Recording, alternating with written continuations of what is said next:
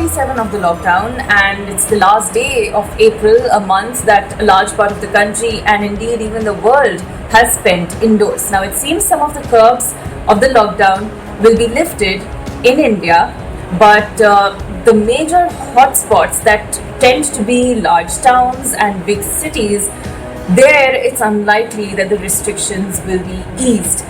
However, for the migrant laborers who were working in these places and now find themselves stranded and without any job or money, and shelter and food in many cases as well, although they were being provided these essential facilities by the state governments where they are, there is a sigh of relief for them as the Home Ministry has now permitted their interstate travel. So now migrant laborers who were stranded in other places can make their way back to their native villages.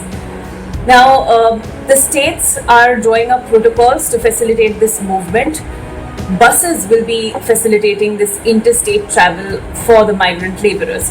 Now, the procedure to be followed is that before travel, they will be screened, their temperatures will be noted, and if they do not show COVID-19 like symptoms, then they will be allowed to travel. However, of course, if they do show the symptoms, they will be kept where they are and taken to a quarantine facility. Now, once the migrants who have permission to travel reach their native places, they will have to quarantine themselves at their homes for 14 days. Also, even on buses, in fact, when the travel is taking place, these buses will be sanitized between trips and the rules of social distancing will have to be followed on these vehicles as well. Of course, now the movement of migrant laborers has been a concern.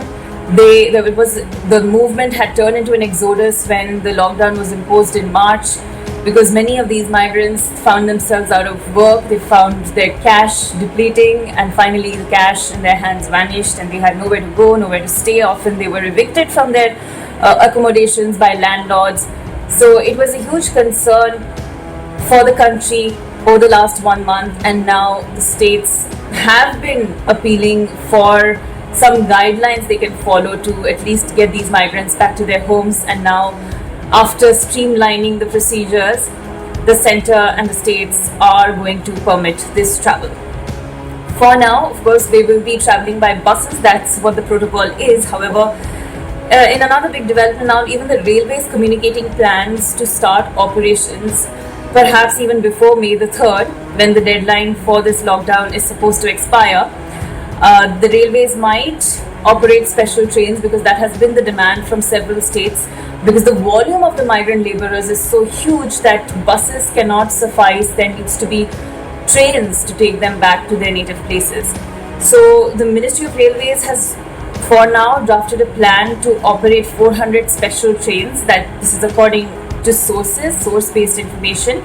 Now, these 400 special trains per day can also be scaled up to 1,000 special trains per day. So this plan is also in the making. And in another big development, of course, this is something that everybody has been watching very closely and wondering about, and that is what restrictions will be lifted come May the 3rd. Now, it's amply clear that the lockdown will not be entirely lifted in every part of the country. Just green zones will be allowed to get back to life as it was, however, with social distancing norms in place. But the rest of the country will probably go through some restrictions, will remain, and it remains to be seen, of course, what are the activities that will be permitted. The center has now said that there is going to be significant easing of restrictions post May the 3rd. The Home Ministry yesterday communicated that there will be considerable relaxations in many districts, and this communication will be made in the days to come.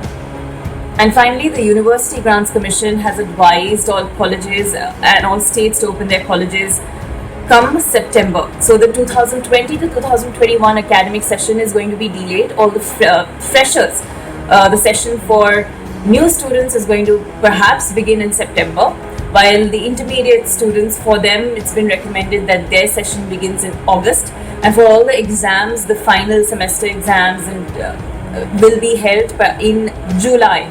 And the results are recommended that the results be declared by the end of the month of July. so that the new sessions can begin by August and September. That is what the UGC has recommended for now. That's all on this episode. Thanks for watching.